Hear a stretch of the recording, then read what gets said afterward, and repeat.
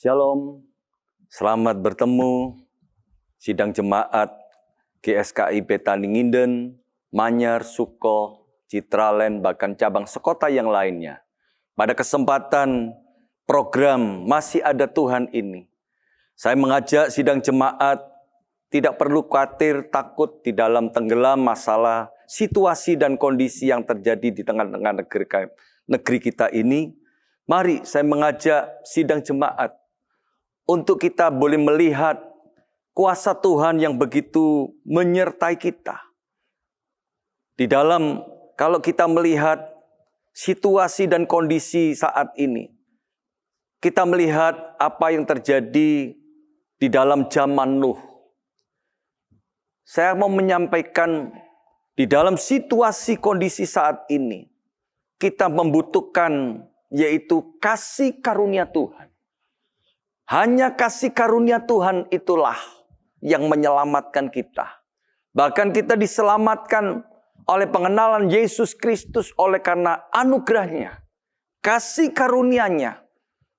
Seburuk apapun latar belakang kita, Tuhan memberikan kasih karunia-Nya. Saya akan membacakan di dalam Kejadian pasal yang ke-6 ayat yang ke-8 sampai ayat yang ke-9. Dikatakan demikian. Tetapi Nuh mendapat kasih karunia di mata Tuhan. Inilah riwayat Nuh. Nuh adalah seorang yang benar dan tidak bercelah di antara orang sejamannya. Dan Nuh itu hidup bergaul dengan Allah. Yang perlu saya sampaikan, bagaimana supaya kita memperoleh kasih karunia dari Tuhan. Bagaimana kita memperoleh kasih karunia Tuhan? Seperti apa yang dialami oleh Nuh, demikian juga kita akan mengalaminya. Nuh bersama seluruh keluarganya diselamatkan dari air bah itu karena kasih karunia ini. Yang pertama yang dilakukan Nuh dikatakan, Nuh adalah seorang yang benar.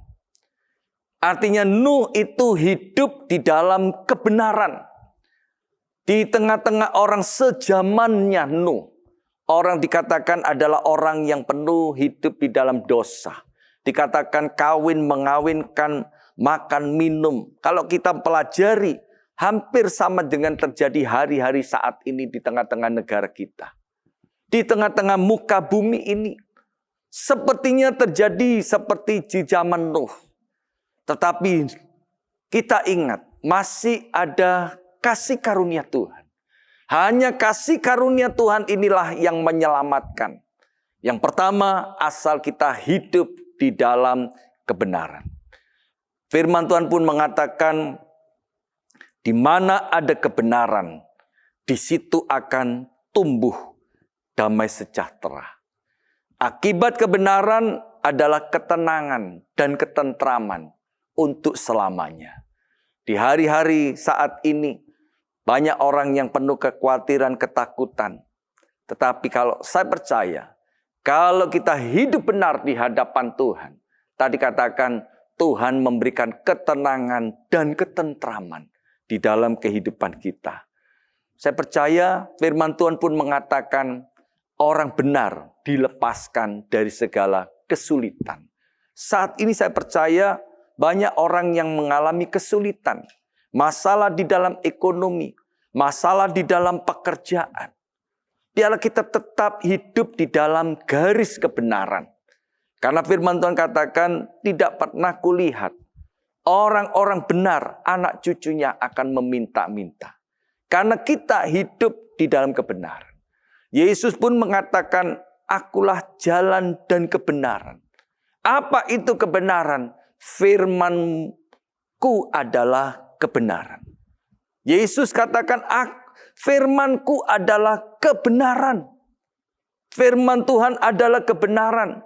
Firman Tuhan itu hidup yang membawa kita di dalam kehidupan. Bagian yang kedua yang dilakukan oleh Nuh dikatakan tidak bercelah di antara orang sejamannya.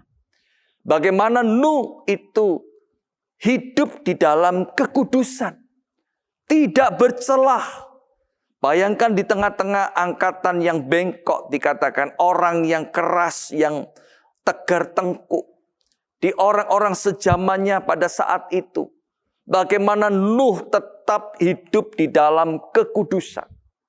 Saat ini kita sebagai orang-orang percaya, jemaat GSKI, Betani Nginden, Manyar, Suko, Citraland, bahkan sekota yang lain. Biarlah kita tetap percaya, kita tetap memelihara hidup di dalam kekudusan. Firman Tuhan katakan, tanpa kekudusan, tidak seorang pun akan melihat Tuhan.